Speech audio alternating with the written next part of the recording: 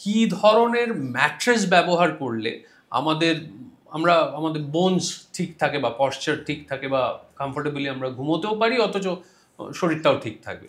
তো firm mattress is the answer. হ্যাঁ, firm mattress মানে should not be too soft, যাতে বডিটা স্যাগ না করে।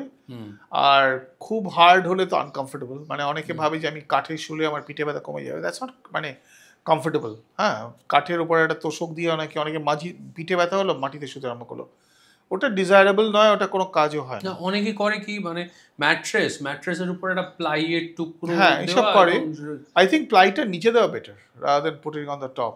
হ্যাঁ, আচ্ছা, আর ম্যাট্রেসটা শুড বি ফার্ম ম্যাট্রেস আজকাল পাওয়া যায়, অর্থোপেডিক হ্যাঁ, ম্যাট্রেস, অর্থোপেডিক ম্যাট্রেস বলা হয়। ওটা করলে তাহলে কি হবে, বডিটা স্যাগ করবে না। বডি স্যাগ না করে তাহলে ব্যথা একটু কম হবে।